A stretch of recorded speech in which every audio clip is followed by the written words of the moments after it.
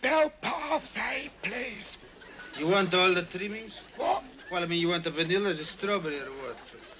Vanilla. You want the raspberry syrup? Yes, please. You want the bit of chocolate, eh? Oh, yes. I like all that.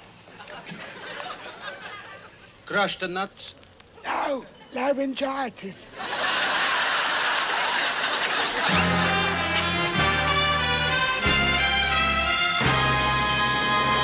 Another lonely midnight in L.A. The silence was so dense they must have shipped it over from Ireland.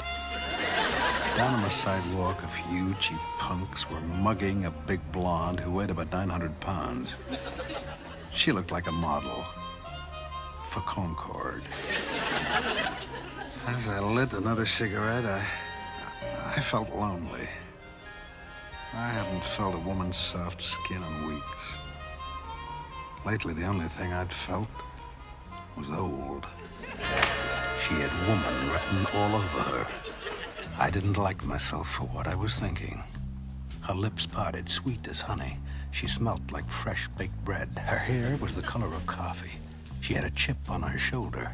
The kid was a walking wimpy bar. I happened to see your light on. Is your name Marlowe? Check. Who are you? Cinderella. My friends call me Cinders. You're probably wondering what happened to my dress and why I'm all shook up. You been to see the Bay City Rollers? No, Prince Charming was holding a ball. No comment. Where did this happen? At the palace. I stepped out of my golden coach and checked in around 8 o'clock. Straight away, I saw this Prince Charming, a nice, sweet, high-class guy. After I'd been to powder my nose, I sat there trying to pluck up courage to ask him to dance. Wasn't there a ladies' excuse me? Why, sure. Where do you think I powdered my nose? Anyway, just before midnight it happened. I was locked in his arms on the ballroom floor. It was the start of a beautiful friendship. Yeah, the kind of friendship that ripens into rape. Okay, want to take a look at some mugshots, see if you can pick them out? Your brains need disinfecting, Marlowe. Prince Charming's Mr. Clean, a good guy. I bet you've never even seen a prince. Sure, lots of times in the police lab. What kind of prince do you see in a police lab? I thought you'd never ask. Fingerprints. So what do you expect after midnight satire? Go on with your story. Well, the evening panned out pretty much like my fairy godmother had predicted. Your godmother is a fairy? And very big with the magic. Want to know what she can do with a pumpkin? I'd rather not. She sounds like a sick flea. Midnight struck, and powie, my ball gown disintegrated. I'm out in the street dressed in rags. It was an unlikely story, about as credible as finding Moira Anderson doing the centerfold for Playboy. Gee, it's a dirty world, Mike. It's the only one we got, kid. Do you live with your folks? Doesn't everybody? I've got 2 ugly sisters and a wicked stepmother. Oh, yes, then there's Buttons. He's a funny little guy. Sometimes I have trouble with Buttons. Right now, I was having trouble with mine, figuring how I could stop them popping across the room like shelled peas. Ah, she was something for sore eyes, and I don't mean ointment. Rags and all, she had dignity. She knew how to hold herself, which is a cute trick when you're on a train with no corridor. She saw me watching her. Looks to me like you got a hunch. No, it's just the way I'm sitting. Oh, my God, it's Prince Charming. He must have followed me here. Looks like Loverboy put a tail on you. No, it's just the way I'm standing. Oh, I can't let him see me in this state. So take my car and drive to Texas.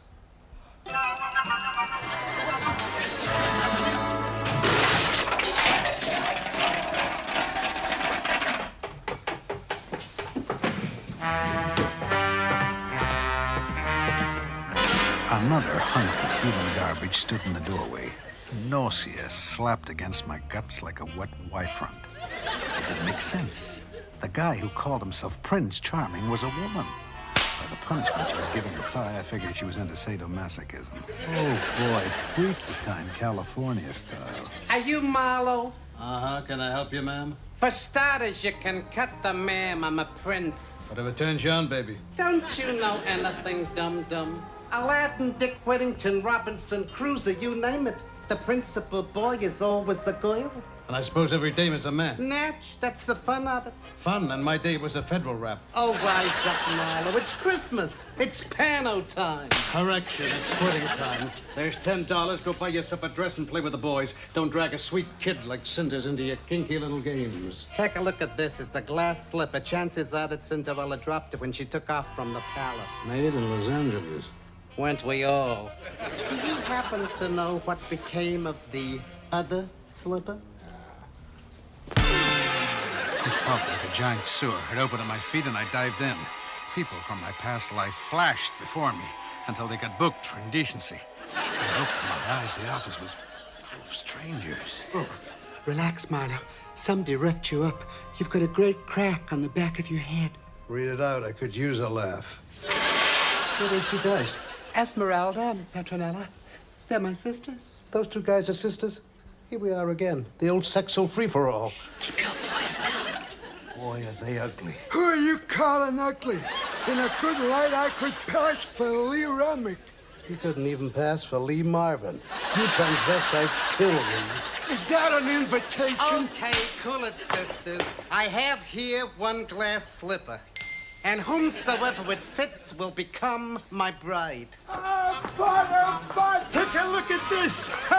A prince, that's what I always wanted. Feet-wise, the ugly sisters didn't have a leg to stand on. It's a ripoff. The first frail was too broad. The other broad was too frail. Cinders figured she was home and dry. She didn't know I'd played dirty and switched the slipper. If anybody was going to hear wedding bells, it was me. Prince Charming was built like a beer truck. She was a packet of trouble. The kind of packet that should carry a government health warning. But she was what I wanted. For keeps. I'll get my own private dick.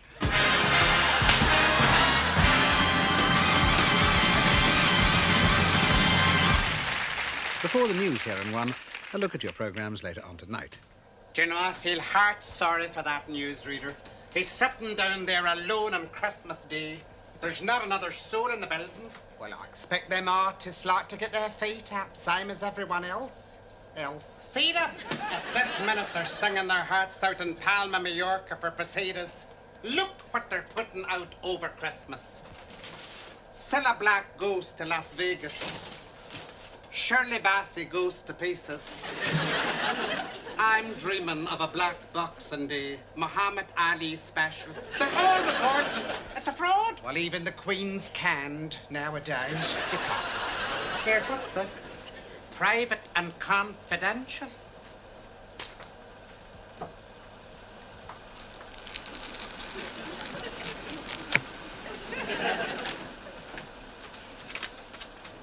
As Boxing Day this year falls on a Sunday, at the request of our Gentile personnel in the newsroom, there will be excused duties on this day.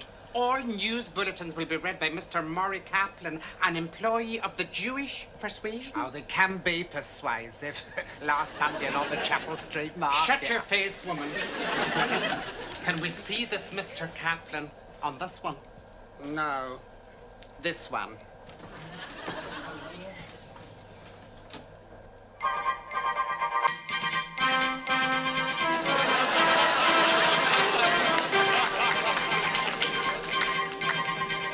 Good evening.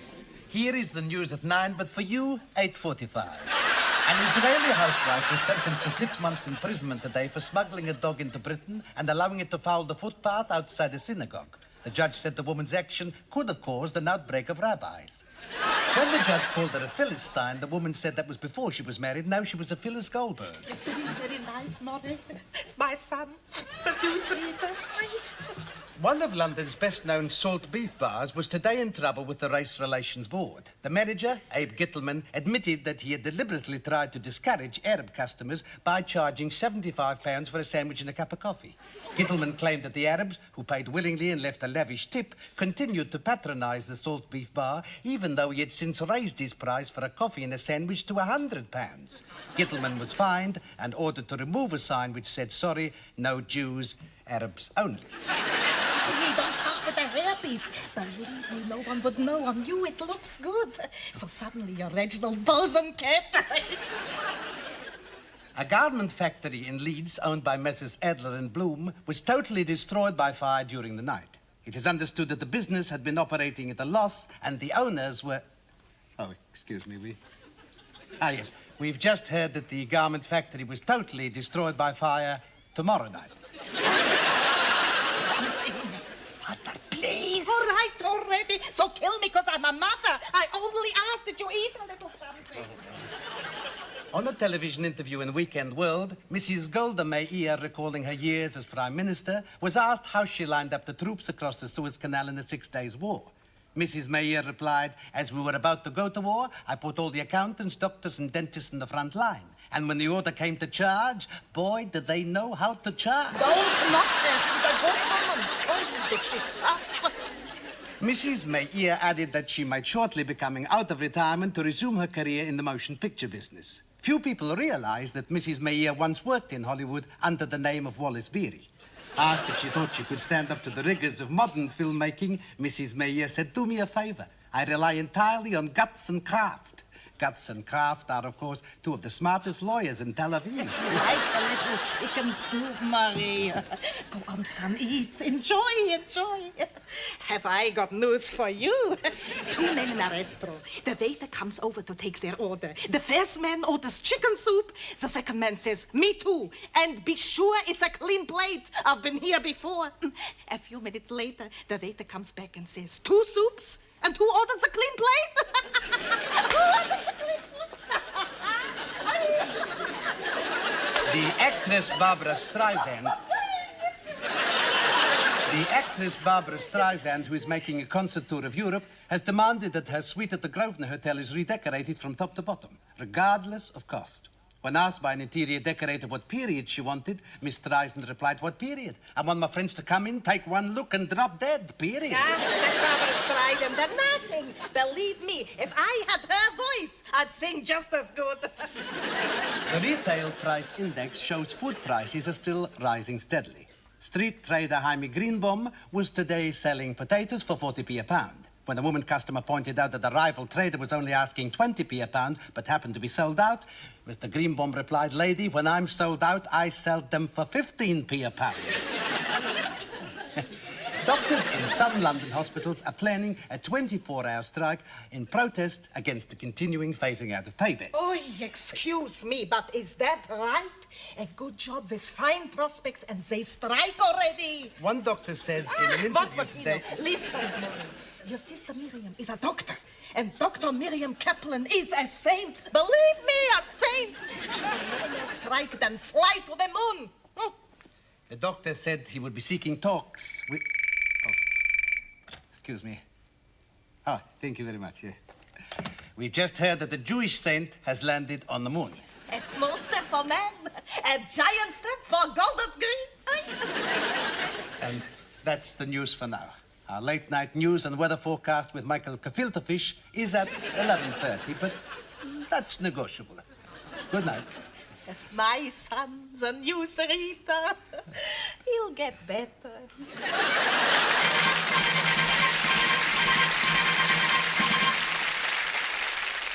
You're watching BBC One.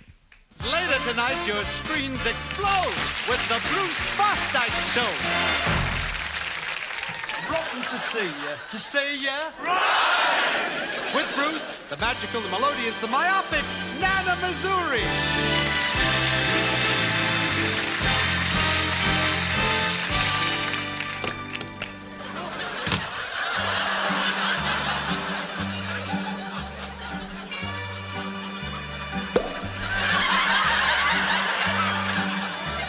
Dean Green and Shari Lewis. How come, lamb chop, that you became the star of the act and me the puppet? It's so unfair. That's show business.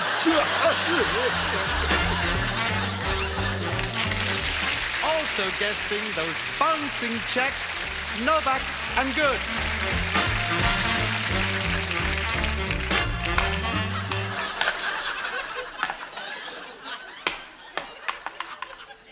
You're late! Didn't they? One of those winter colds, you know, all snuffly. Just this morning, I woke up early, turned to Anthea and said, "Don't you hate that stuffed up feeling in the morning?" She said, "I rather like it." She'll have to go. If Anthea was just called Marge, I'd love to flog her too. For the generation gap gets wider when you have to perform on cue. Huh?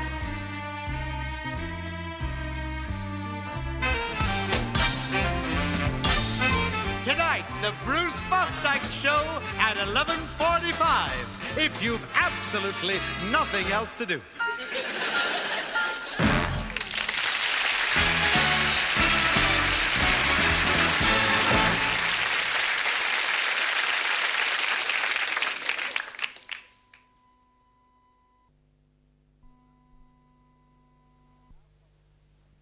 There now follows a Christmas appeal.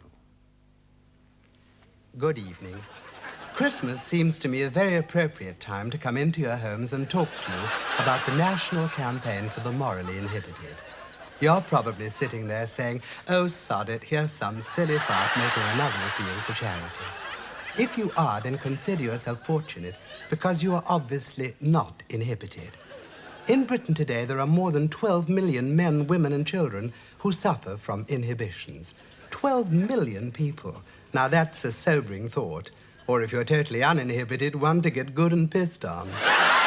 These 12 million are fully aware of the blessings of today's permissive society, where a TV license is renewed every year, but sexual license lasts forever.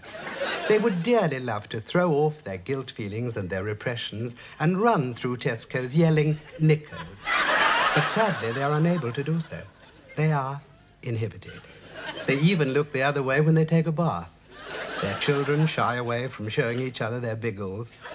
Many of them will never know the freedom the rest of us enjoy when we stroll into a back street bookshop and eagerly thumb through Red Hot Ruby, the Young Nympho, or whoever happens to be behind the counter. As you enjoy what's left of Christmas, I beg you to spare a thought for all the inhibited, those unfortunate people who even have their morning copy of The Sun delivered in a plain wrapper in case there's a photo of Miss Telephone Girl 1976 exposing her knockers on page 3. You may be wondering how you can help. Well, if you know some inhibited old bugger who lives alone who wouldn't say boo to a goose, why not pop round and goose him? Often a friendly word or gesture can mean so much. Perhaps you have a neighbor of whom it is said butter wouldn't melt in his mouth. So do the friendly thing and find out. Butter isn't all that expensive. Must we condemn this section of society to a lonely life fantasy where pleasure is battery-operated and we live in the vain hope that the milkman will one day deliver more than a pint of gold top and a low-fat rotter? They're the sort of people who have never heard of the national campaign for the morally inhibited and the wonderful work they do. They would learn how Jackie, a young friend of mine, had been helped in the long, painful struggle against inhibitions. Jackie was a tremendous ballroom dancer, glorious red hair, lovely figure, but acutely miserable about slipping into the kind of frilly sequin ball gown that most girls would enjoy wearing. Now, thanks to NCMI, Jackie is totally cured and not only reigns supreme on the ballroom floor, but is much admired by all his mates on the building site. It may surprise you to know that I speak from experience, as I myself once suffered acutely from inhibitions. Totally inhibited, up to my late teens, I would find myself blushing at the very mention of anything smutty or erotic. I was strongly against sex on television, because whenever I tried it, I kept sliding off the top of the set. I'm afraid it's only at moments of tragedy that the world takes a long, hard look at the inhibited, and it has always been the same throughout history. Shakespeare himself, though no prude, was a painfully inhibited man. Much as one admires his magnificent plays and poetry, wouldn't we have admired him even more if he had openly declared I'm a poof and the Dark Lady of the Sonnet is really a bit of rough trade from Southwark? Alas, poor Will Shakespeare didn't have the national campaign behind him. Only the lad from Southwark. A lot of money is spent annually in trying to help the inhibited, but more is needed. And I'm sure you'd like to help. £5 may not be enough to let it all hang out, but it's a start. £10 would provide and furnish a modest orgy for 4 people in need. Do send something, and send it now as 1976 reaches its climax. Address your envelopes to me, Faith Douche, care of the White House, Littlehampton. And a very happy New Year to you all. Morning, Dave. George, what can I do?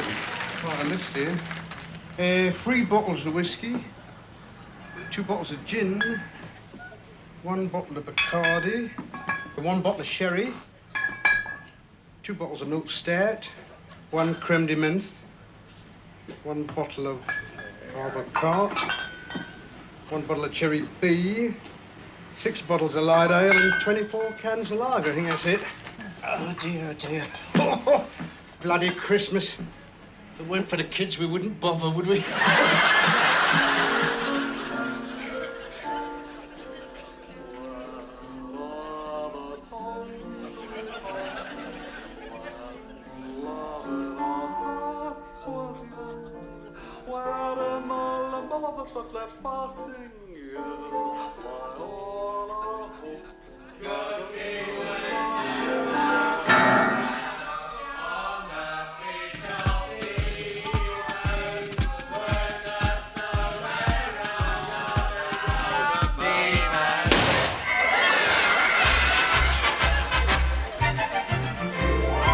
Christmas comes but once a year, and that is once too much, I fear, for someone who deplores the festive season.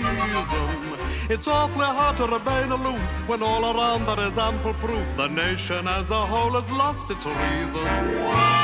The herald angels sing along their tidings of goodwill. There's nothing wrong with the heavenly throng except they make me ill. For their cherubic smiles of the charm of piles, or a dentist with a drill. So why can't we cancel Christmas? Why can't we pack it in? All your rowdiest relations will converge from near and far. With the drinks they scrounge will convert your lounge to a nasty 4-ale bar. Even maiden aunts given half a chance and a slug of baby sham will cavort like elves and expose themselves, and nobody gives a damn. Then your nephew discovers puberty and celebrates with gin. Why can't we cancel Christmas? Why can't we pack it in? Why can't we cancel Christmas? Why can't we let it drop? Your kith and kin keep gorging on synthetic festive goo. They punish their guts with chocks and nuts, for there's nothing else to do. All the gifts they send are the bloody end, and much worse than you feared. From Cousin Dave there's an aftershave that prompts you to grow a beard. As for Bunty's beastly bath salts, they smell like a knocking shop. Why can't we cancel Christmas? Why can't we let it drop? When Santa Claus is on his way, though not devout, I kneel and pray that something will befall his wretched reindeer. If one of them should sprain a hoof while landing on a neighbor's roof, I swear you'd find me laughing like a reindeer. His geriatric jollity is frankly hard to take. Is he really sincere at this time of the year, or merely on the make? I'm much afraid if he's drumming up trade, he's made a big mistake. Oh, why can't we cancel Christmas? Why can't we pack it in? The kiddies just adore it and they make a joyful noise. They lie on the mat and neuter the cat with educational toys. As for baby Sue, who is married to, it's a day she won't forget. She turned quite puce when a piece broke loose. from our brothers erector set. So God rest you, merry gentlemen, and try to ignore the din. Why can't we cancel Christmas? Why can't we pack it in and stuff the turkey? Why can't we pack it in and bring back hanging? Why can't we pack it in?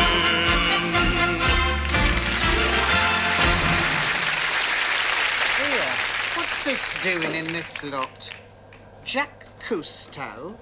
Take your hands off that man. Now that's a gentleman. Well, he's a recording, same as the others. He's filmed. Filmed, you idiot, with an underwater camera. How else would they do it? Honestly, sometimes I think the English are as thick as us. Would you like to see it? Who do you think you are, an engineer? No, but I've watched them at it. Sit down, Else.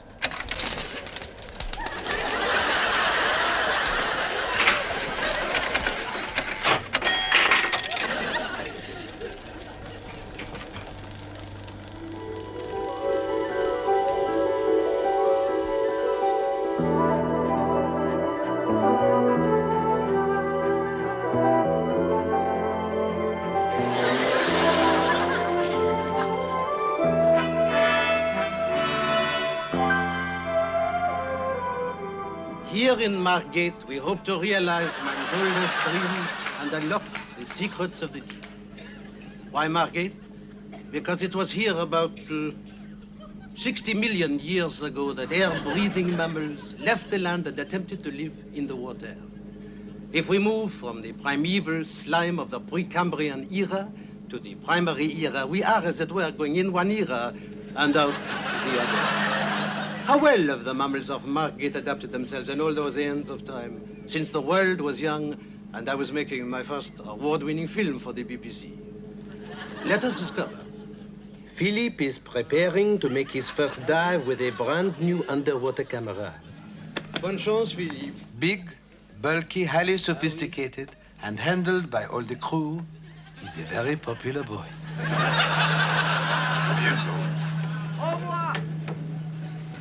Philippe explores the crystal clear water so rich in nutriment and the byproducts of the effluent society.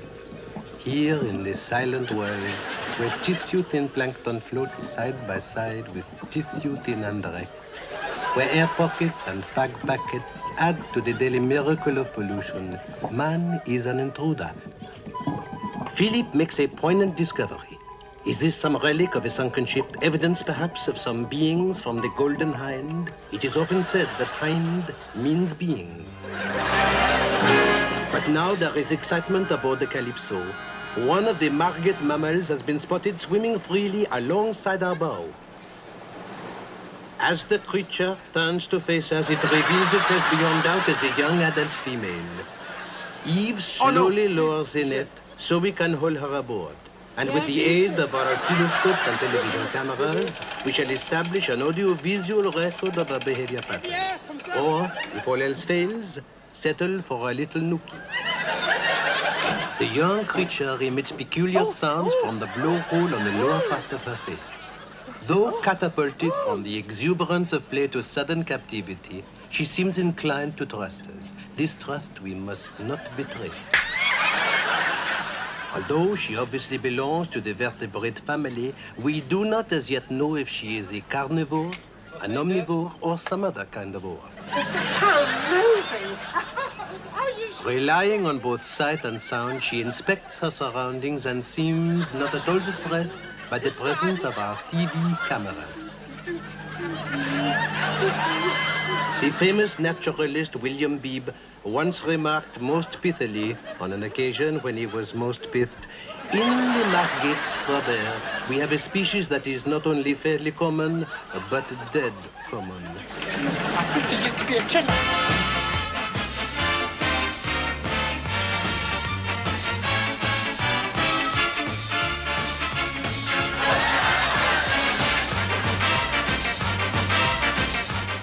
Alas, we doubt very much if we can ever communicate with her, wet or dry. Now, her labored breathing tells us it is time to return her to her natural environment. And so, reluctantly, we take our leave of her. Having gone over the top, she now goes over the sun. Oh, you rotten French bleeders!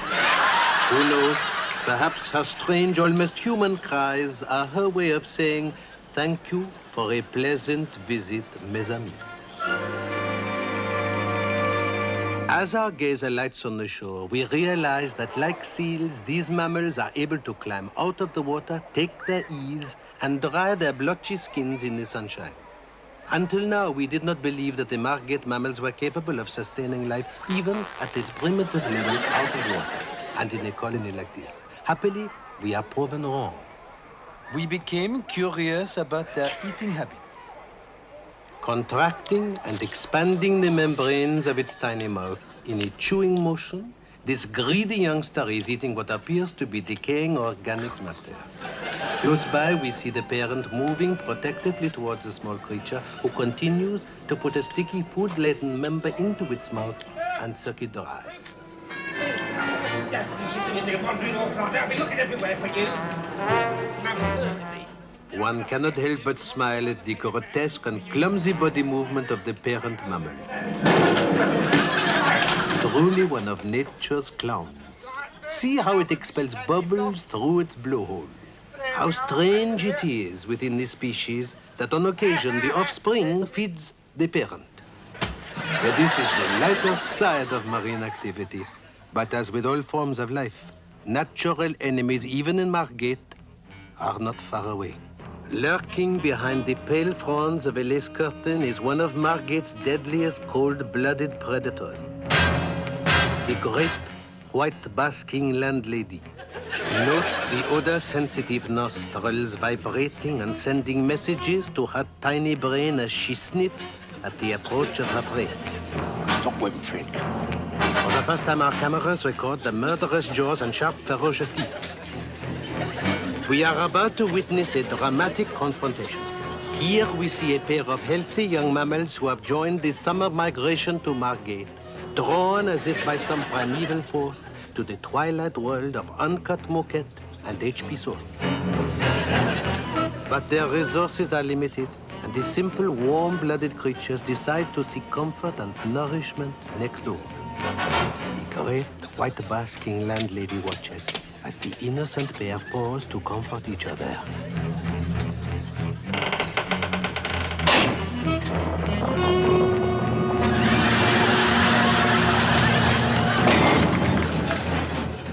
But she is a dangerous, cunning, and complex creature, and is not cheated so easily of our tasty prey.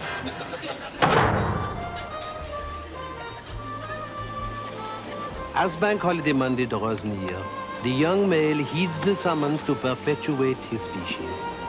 Here, a grass-covered sand dune is about to conceal one of the most interesting chores that nature has devised.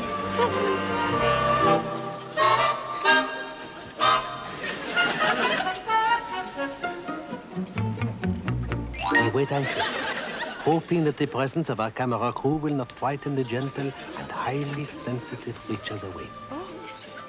Recalling our successful experiments with the timid dolphin, Eve suggests we try to tempt these creatures into the open by offering them a small delicacy.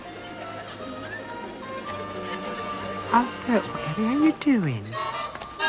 You haven't dried yourself properly. Sometimes our scientific observation can produce unpleasant surprises, and this was one of them. We made haste to the safety of Calypso, eager to rediscover the magical world of silence, fathoms deep beneath us. Once again, we shall dedicate our discoveries to the benefit of mankind, and at the same time, goose up our overseas sails.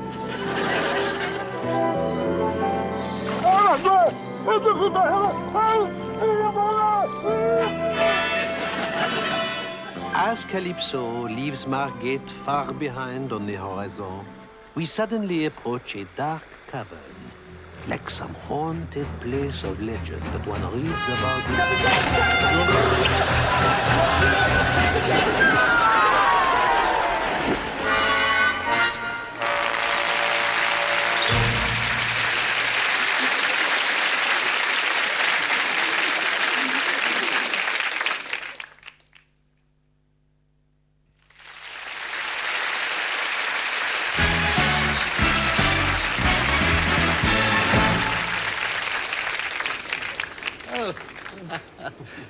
Lovely Christmas morning. Yes, lovely.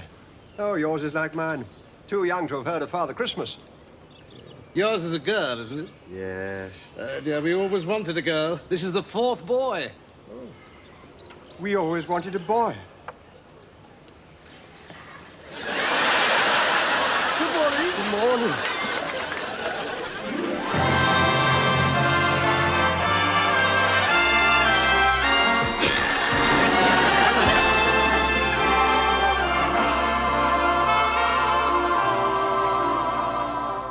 Remind you that this magazine is one of the last bastions of femininity.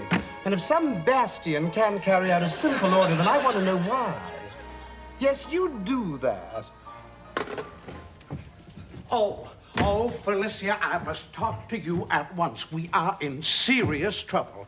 2 months ago, I asked you to find a cover girl for our Christmas issue.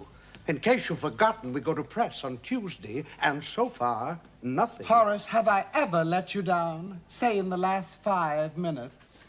In the last 5 minutes. Well, now, let me... Oh, dear, you're cooking something up, aren't you? And I don't like it one little bit.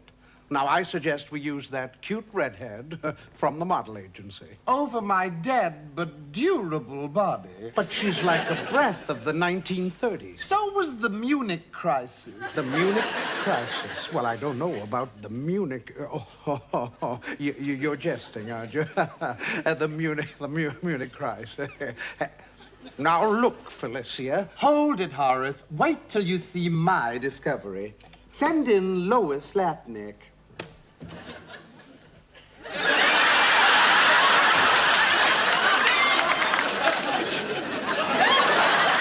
Lois, dear, say hello to Horace Clydesdale, our circulation manager. Though how he manages to stay in circulation is a mystery to us all. Oh, dear. Oh, my word. May one inquire, is it Miss or Mrs.? It's Mess. Oh, she means Miss. Oh, I don't know, though. Felicia, a word in your ear. What are you trying to do, ruin me? She'll put the magazine out of business. Look at her, she's a dog. Miss Latnick, would you mind waiting outside? That was very cruel. You'll give the girl a complex calling her a dog. Right now, she's probably out there savaging the mailman. All right, Felicia. Perhaps you would kindly explain yourself. Look, Horace, any magazine can take a lovely girl, dress her in a low-cut gown, and put her in the cover. It takes Harpy's Bazaar to come up with a disaster like Lois and turn her into an all-American beauty. Oh, I see. Yes, you mean ugly duckling into beautiful swan. Right, we'll shoot the works. Cosmetic surgery, diet sheets, hairstyling, panel beating, respray, the lot. Operation Cover Girl, here we come.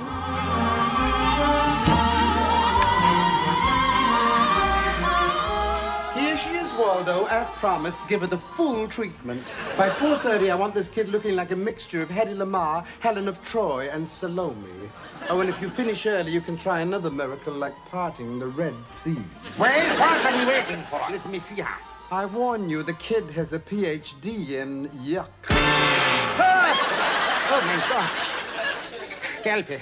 Don't just stand there. Fetch my scalpel. You're going to operate? I'm going to kill myself. My God. I've seen better skin on a salami. Oh, who are we kidding, Felicia? It will never work. Look at her. She is a hymn to cholesterol. So Lois has a weight problem. It's only puppy fat. Some puppy. She looks as if she had a Great Dane stuffed up her dress. Oh, well, we can but try.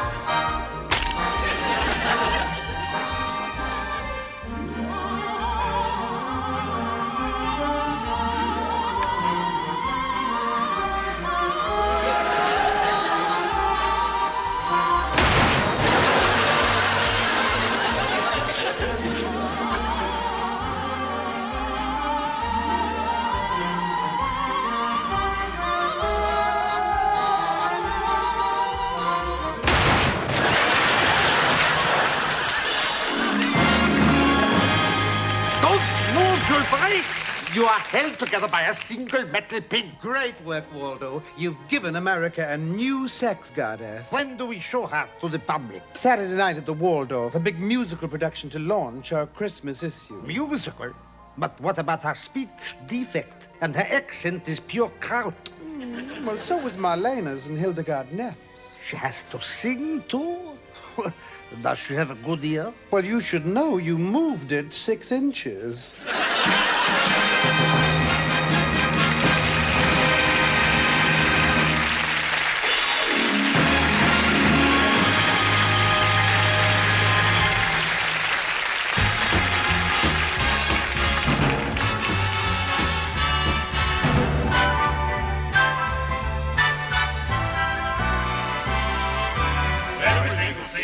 Offers us a reason to display a pleasing glamour queen.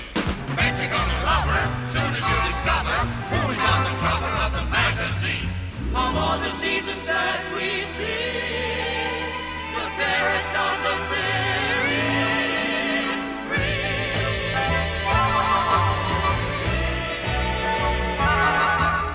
Out come the buds in springtime, up go the shoots in springtime, all seem to know they've to grow. Daffodils, rising snow, drops can be surprising, they say hello through the snow. Each daffodil in springtime finds a new lover. Not only sap is rising, they will discover. Up goes the crocus shining. Tulips I thought of highly. Down near the Hague, they're a plague. Up come the seeds and blossom. Up come the wheats and cause them all to go gay with their spray. They say, going on, going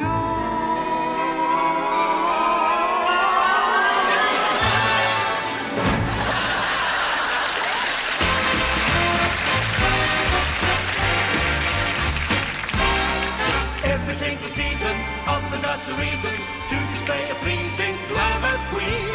Who's the sweetest donuts, makes a fella go nuts. Meet her on the cover of a magazine. Summer always seems much sleepier when our cover girl is sepia. Summer's here and the smell is disgusting. Dustmen striking and the garbage is high. Oh, your mama's rich and your pa's Johnny Dang. Why did we to Harlem, baby, in July?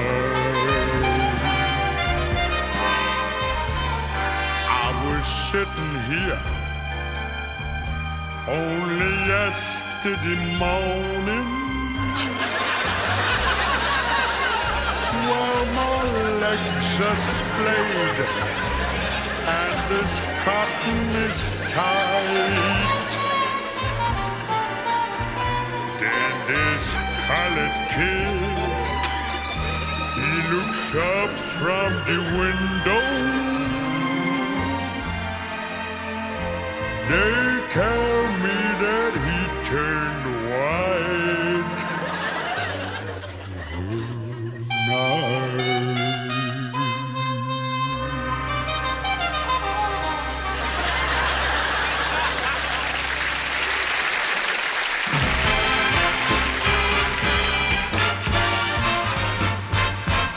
Every single season offers us a reason to display a pleasing glamour queen. Even sparrow preachers rave about the features of the girls who feature in the magazine. With the harvest gathered in, Autumn wears a friendly grin.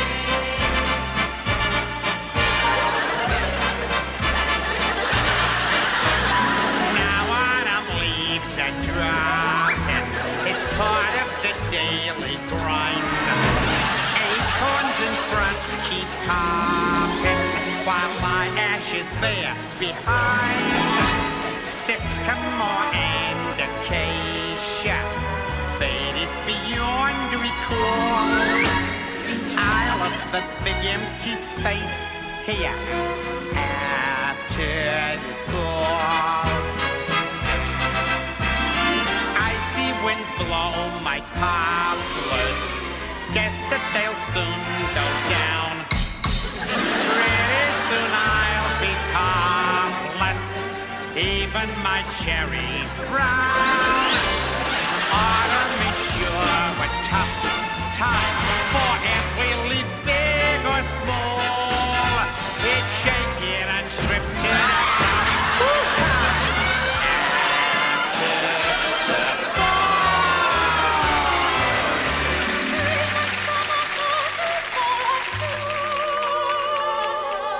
Winter has a magic all its own.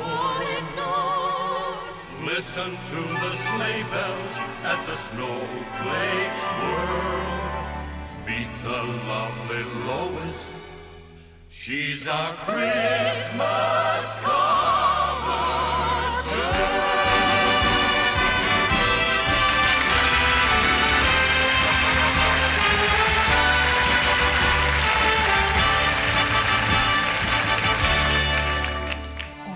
My, I can't believe my eyes.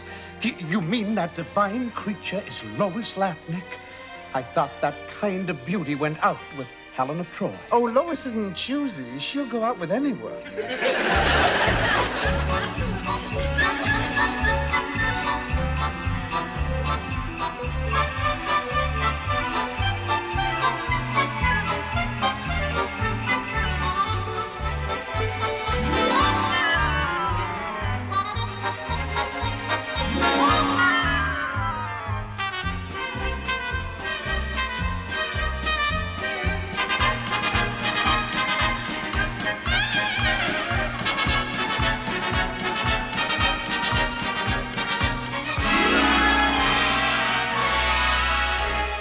Snowballs, I know, give a lift when you're low.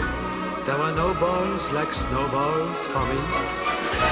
For nothing's as nice as the tingle of ice, though some screwballs would never agree. I have to lay with some guy in a sleigh, or rider on slewed on a sled. And when soirees abound and there's dancing around, I can't get balls out of my head. You can get paid under the snowballs, my friend, though your hopes and ambitions fall through. That's why we say, you balls without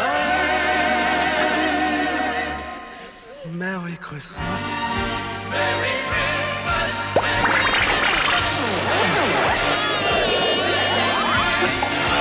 And snowballs too.